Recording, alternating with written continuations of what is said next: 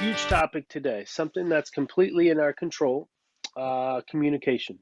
Yeah. When you think of some times when communication is going well, what's that like? When things aren't going so well with communication, what's that like? Yeah, I thought this was a great topic of conversation for us today. I really wanted to have you input your expertise from the sports psychology side of it, but my angle today, where I wanted to come from with this, was from the a couple different angles. One being the player perspective, another one being the coach's perspective, and the role each person plays in the communication process. And then hopefully the other side of it, just because not only focusing on baseball or sports in general, just the professional side of it and what communication means to me. um, but why I thought this one was so valuable is because I truly think my communication skills grew through my experiences with sports.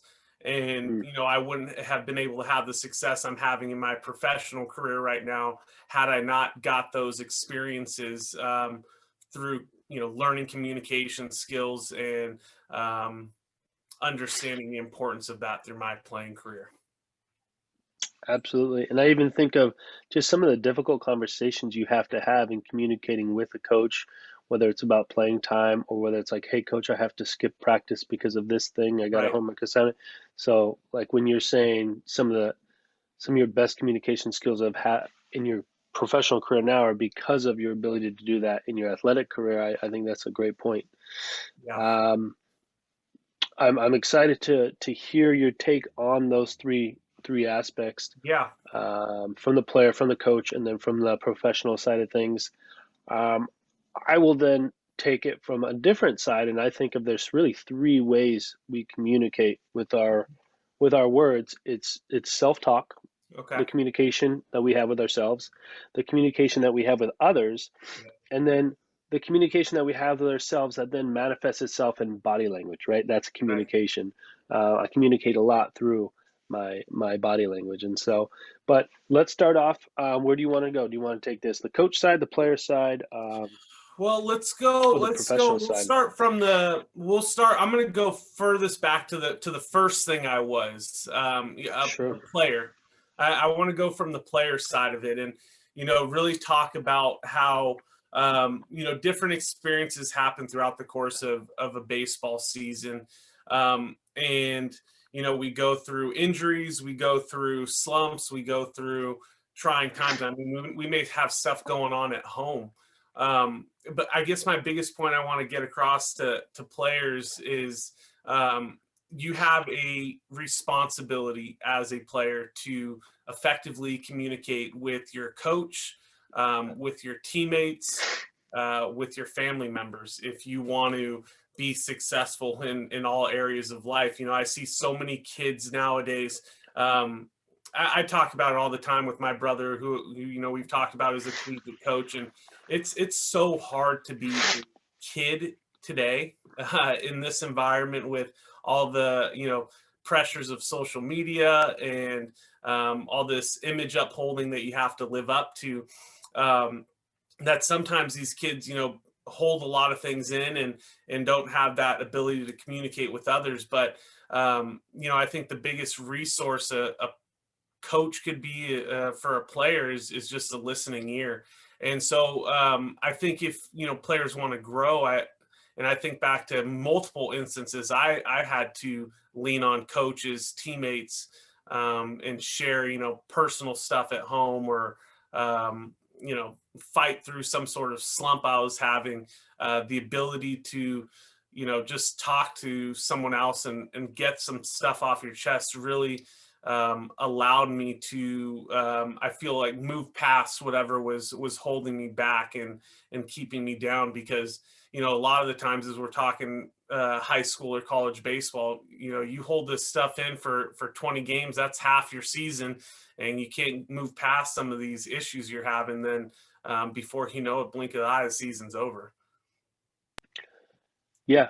I mean, those are really, really good points. And what I was thinking about as you're talking about that in the generation that's growing up now, how much more difficult it is to actually speak face to face. Number one, because of COVID, but two, we hide behind technology. The things that we Yeah. say in text message, we wouldn't ever say in a verbal conversation. And so, do you see with the athletes you're working with, or what do you have as far as advice for those who were so good at texting Yeah. communication, but when it's actually verbal, it's almost more difficult to express what we're thinking because we have to use our words, our verbal words, where it has to go from our mind to our lips.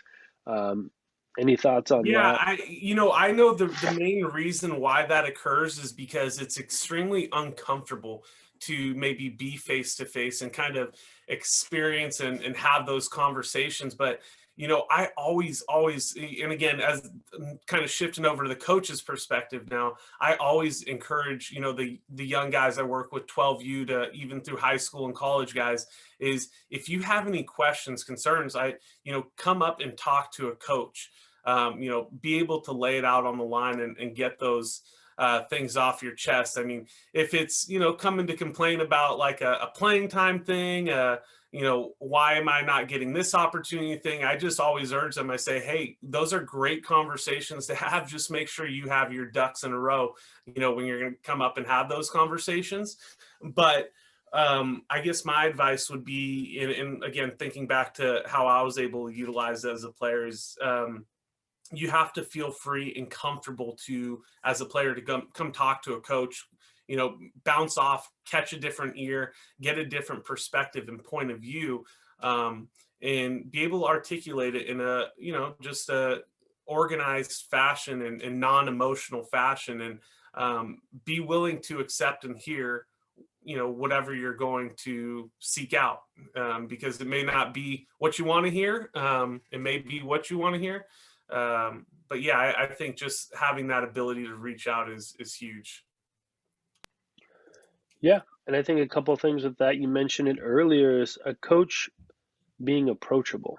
Right. As in, so you had said, a coach, one of their jobs is to be a listening ear. If Yeah. I'm scared of you, which a Yeah. lot of kids are scared of their coach, Yeah. or if I'm like, man, I can't really say this to you because that can affect my playing time. That's hard to do. It is. And so, number one, a coach has to be approachable. I think of it like a grandparent. You can tell your grandparent anything, kind of thing. And so, a coach has to be approachable if they're going to have that open and honest communication. And I love that you said, hey, if you're going to go talk about playing time, be ready to hear any answer that comes your way, right? Yeah. Because it's going to be a hard thing to hear. Like Yeah. and that's why it makes it a very tough conversation when you're talking about something like playing time, because they're going to hit you with facts. And if you have this feeling that you're just better than somebody and you can't back that up, then you're going to get a little slap in the face. So whenever I just had a talk with one of my guys last week, he waited to the point where he got so frustrated that it was showing physically Yeah. in his body language and his attitude and stuff, to where the coach actually approached him and said, hey man, what's going on? That's when you know it's too late. To where Right. and it happened even in my college career.